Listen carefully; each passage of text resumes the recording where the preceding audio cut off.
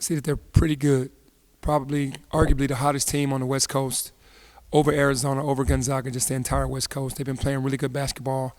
They've kind of hit their stride on where they need to be going into March, and that's where you want to be.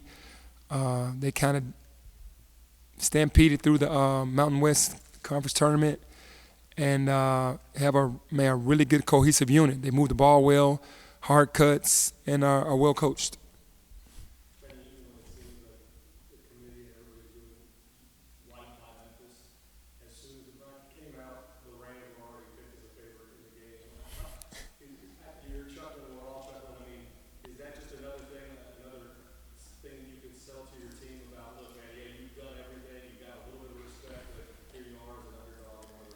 Yeah, we obviously try to use it as motivation, but you have to give them credit. They look really daggone good, right? They're not respecting our conference because they're saying, well, they're over there beating those teams that can't play. Well, I mean, maybe they should come and play those teams and see how hard it really is. But, yeah, I understand why they did that. And we don't need extra motivation, but when that happens, obviously the guys are human. It's human nature to see that and go, okay, let's see. Can you offer an update on Tyrese or Dante? Dante is progressing. Tyrese is coming along slower than Dante. Don't know by Friday if he's going to be able to play either guy. But Dante is ahead of Tyrese on coming back. Wishful thinking that Tyrese has any chance to play? Yeah, there is a small percentage for sure, and there is wishful thinking. Obviously, you guys know I believe in prayer. It's going to take prayer and some to get him on that court, and we'll see what happens. They are very good at drawing fouls. I'm sure you've seen the numbers. With the possibility of a couple of players out, makes you a lot thinner. Do you change your stripes a little bit at this time? You're always aggressive. I know that's part of your DNA, but you can't really have a player go out early with foul trouble. Yep. Or a couple of players because the depth's not there. How do you try to attack that? Yeah, you have to be smart. They're really aggressive offensively, which is kind of puts you in a bind if you're not down and ready to play. So that could, be their game plan to just be as aggressive as they can, get a couple people in foul trouble and make us go to the bench. But you still have to play the game. You got to go out there, be who we are, be disruptive, and be who we are and not worry about anything else. They are good at what they do, and we are fully aware of that, but we're not going to change our stripes in the last hour right before we go to war. We got to be who we are and just, let the chips fall where they may. You look at Carter State, obviously, Nick Clifford is their top guy in almost everything. How do you try to slow him down? Man, that's tough. He's size, strength, speed, athleticism, shooting. He's been hot from behind three. You just got to make him take tough shots. That's what when we were in the NBA, when we were growing up, anybody that could really play, just try to make everything tough on him and make him take tough shots. And he's still going to make those. Just nothing easy. And he's had that all season and to still average 19 and 9. Pretty impressive. He's a really good player. I enjoy watching him play.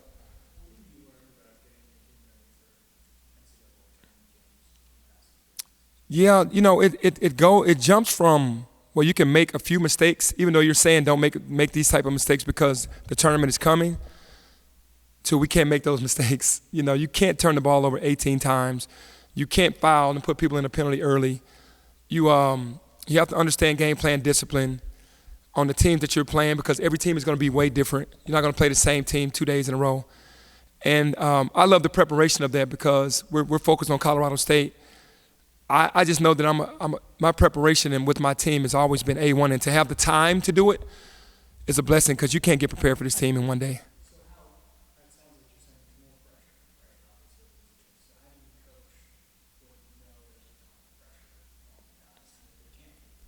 Yeah, I actually coach that way every game because we can't afford to lose in conference, and you have to beat the bigger teams around the country, the Blue Bloods, to get the notoriety and the respect that you deserve. So it's the same to us. Every single game is pressure-packed. It's just when you get into the NCAA tournament, you don't want to make these little faulty mistakes that you could make in conference. Do you think that helps, the fact that you're going into the conference mentality of, you can't lose it all in conference, and at the same time applies to the tournament, obviously, you're done. Do you think that it helps the guys at all? It does help because when you're expected to win, there's a ton of pressure, and you're supposed to be winning by a certain amount, which is absurd to me because a win is a win, even if it's by 1 or by 20.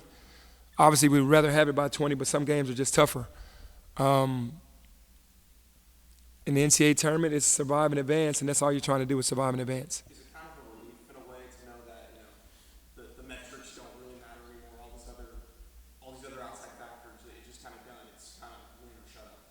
Yeah, it's down to real basketball now. You just got to go out there and lay it all out on the line. We've watched this tournament for years. It's a beautiful tournament. It's the best tournament in the world over any NBA finals or anything. The NCAA tournament is it. The month of March is a special month, and we're excited to be a part of it. Penny, when you have such a team that doesn't have a lot of NCAA tournament experience, a lot of these guys are doing it for the first time. What's your message to them? Obviously, you get to Seattle, the bright lights, and then the games, and you look at your bracket, Yep. and maybe Maryland, maybe Florida, maybe St. John's, and that bracket's tough.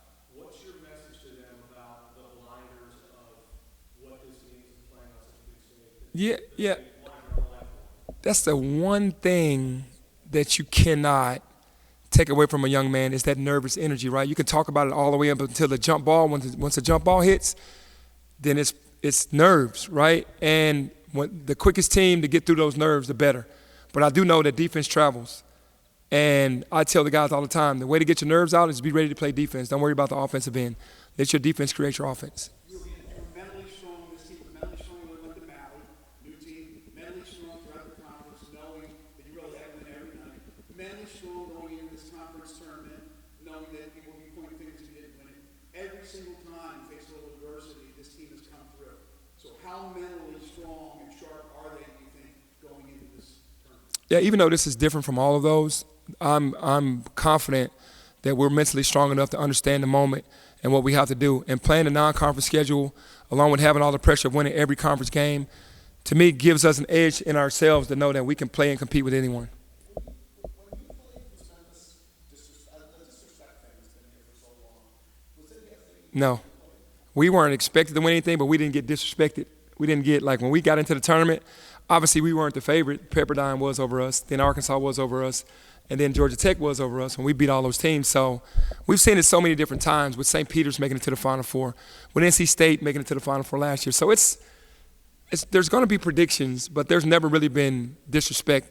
But since I've been here, for sure, because I'm a young coach, and no one has ever respected us for doing anything. But to get the respect a little bit, getting a 5 seed versus what's happened throughout the years, it's pretty cool.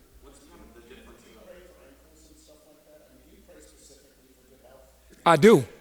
I really do. I'm serious. I'm praying for good ankles and good feet and everything right now. Good knees. It's just the honest truth. Because we all know you got to have some luck. The teams that do it, they don't get any injuries, right? They get everything to go their way. And now we need everything to go our way with health. And the basketball side will take care of itself. Penny, do you believe in this 5-12 curse that seems to hit the NCAA tournament? 33 of the last 39 seasons of 12 and beat 5. And here you are at the 5, something you deserve, but everybody's pointing like, look out, that's not the place to be. Well, I mean, it is for us because we deserved it. We want to be here. We understand the moment. We want the moment. We can't. When you look at the 5-12 seeds, it's some good matchups, right? And that's just a part of basketball, and you can never tell. But you just have to go, lay it all out on the line, man, and not worry about any curses or anything that's happened in the past.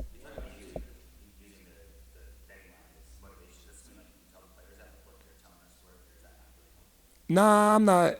I mean, it's just we're not predicted in a lot of cases from a lot of people to win because they're so dynamic offensively, and they're super sharp. We're not sharp. We're not beautiful to watch. It's not a beautiful thing to watch us. We're kind of my style is different from anyone else's. So if you're not playing like they play beautiful basketball, they move the ball, they move themselves, they do everything the right way. So that's more glorified to the voters and the people that are saying who's going to win these games. So we understand it. We just know that again, we're just ready to go and compete.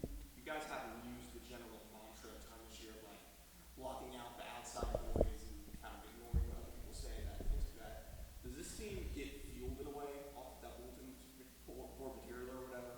Yeah, it's yeah, for sure they do. I mean, they see stuff and that just keeps driving them because nothing is going to be ever enough. It's always, what have you done for me lately? Maui's been over a long time ago.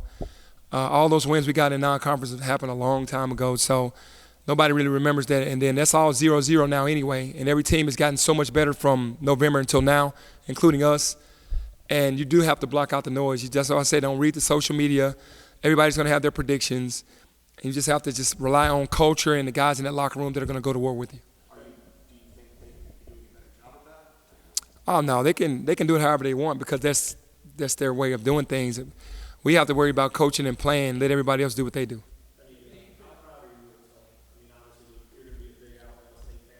Yeah. To see a guy that played with you in '92 here, was on your staff, and in 2 years he's got Alabama State back in the tournament. How proud are you of what he's done and getting that program back to the? Yeah, I'm very proud, but I'm not surprised because he's such a competitor and he's such a hard worker.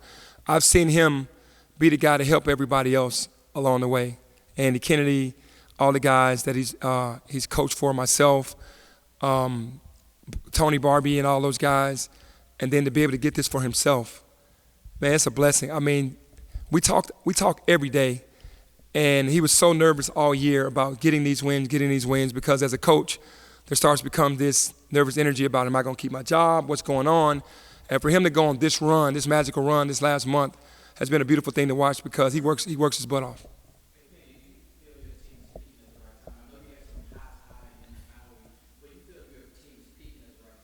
Yeah, this is a beautiful thing. I kept saying back then, we still don't know each other. We're still getting better, and we're hoping to be able to peak in March, and we're peaking right now at the right time. What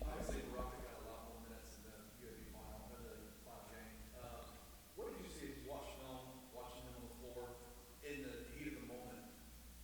Going into this tournament, how are you feeling about what he adds and kind of what his play will be on the court? Yeah, leadership, toughness, tenacity, heart, grit, all of the things that we stand for is what he brings to the table. Pace, he picks up the pace. He picks up in backcourt on defense to limit the guards, opportunities. You know, I knew he had that. He was just ready for his moment. And it's unfortunate that Tyrese had to get injured for him to get his moment, but he was ready for it. I got you. Being 5th seed now, you talk about people down when you were playing, or people not down when you were playing. What do you want to say to the doubters now that y'all have a 5th seed that people thought y'all were going to get overseas like 8 or something? I have nothing. I just thank God for the 5th seed. I have nothing to say to those guys. It's just, you know, I understand the realm of everything now, so I really don't have anything to say. I only, you know, I'm happy that we got a 5 seed. By a long shot. Man, from mentally, on how to handle. I've always been a good X's and O's guy. I've always been a great preparation guy. I just didn't have the locker room and the other things in order. And now having a culture set, I finally have a culture set. I fought so hard for that. And now I can rely on my culture because I've established myself with the guys, and they're only hearing one voice. In the past, there's been multiple voices. That's been kind of confusing. Now it's one voice, and that's a beautiful thing.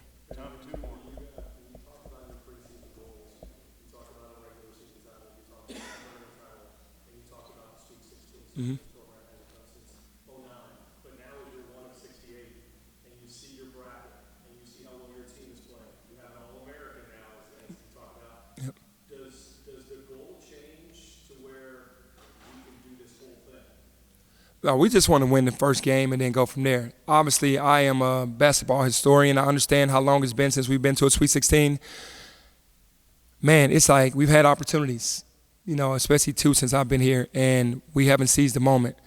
And not beating Gonzaga to go to the Sweet 16 and losing at the buzzer to FAU were both heartbreaking. I think our best team and best opportunity was Jalen Duren's team. I think I've really underachieved with that team. That was a Final Four team. Now it's an opportunity for us to do so. You know, we have to work on Colorado State first. It's one game at a time with us, but I really want to get to a Sweet 16 for sure. You take out Haggard, you take out Danger. Who's the third most important player for you guys to do well and advance in this tournament? Kobe Rogers. We need his scoring. We need him to be a guy. He's a guy because he's a scorer. We need him to be a scorer. Last beginning of the season, when you talk about how you've grown as a coach in the last few years, last few seasons, and whatnot. Coming from the beginning of the season to right now, how much have you grown and your coaching staff grown, and how much have the players grown over the season? Yeah, for me, I've stolen a lot of things from guys that I've beaten and that I've lost from to try to help create us a better culture and better players and better coaches. I think that what you have to do when you see something that works, you borrow it. You know, you just kind of learn from your mistakes and your experiences. As far as the players, man, June when they got here, they knew nothing. Defense was foreign. Offense was just one-on-one basketball, and sometimes it was about who could take the worst shot the quickest, honestly. And now it's understanding who's who. PJ and Dane are the guys, and the rest of the guys have established their roles, and we're trying to take solid shots every time and be a great team defensive team. And my staff has grown because we've grown from just watching film only to getting guys in the gym. We go out to eat like 5 times a week just to discuss things. We're the closest knit group I've ever had. And the team is out. Wherever they go everywhere together. So this is the closest group we've had all together.